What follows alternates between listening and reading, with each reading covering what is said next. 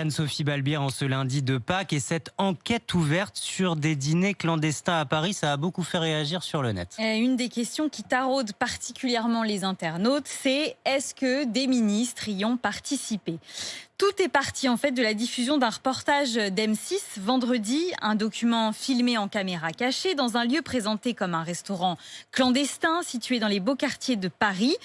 Qu'est-ce qu'on voit ? Eh bien, des participants qui ne portent pas de masque, ne respectent pas les gestes barrières et aussi un organisateur qui affirme anonymement « J'ai dîné cette semaine dans 2 ou 3 restaurants qui sont soi-disant des restos clandestins avec un certain nombre de ministres ».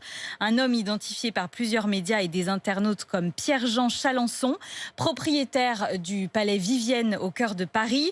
Une enquête a été ouverte et évidemment, dans la foulée, les réseaux se sont enflammés avec le hashtag « On veut les noms ». Marlène Schiappa a même répondu à une internaute qui écrivait « Si c'est avéré, les ministres en question doivent dégager EFISA ».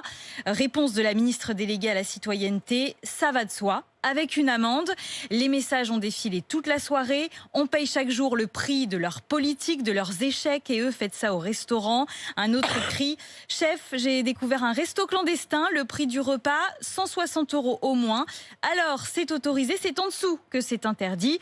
Certains n'ont pas bien digéré non plus la police qui intervient hier à Saint-Denis pour mettre fin à un barbecue, alors que d'autres organisent ce genre de dîner. Un internaute écrit « Quelque chose me dit que sur ce sujet, la police nationale est plus active dans le 93 que dans le 7e arrondissement de Paris ». Pierre-Jean Chalençon, qui avait affirmé avoir donc participé à des dîners avec des ministres, s'est rétracté quelques heures plus tard.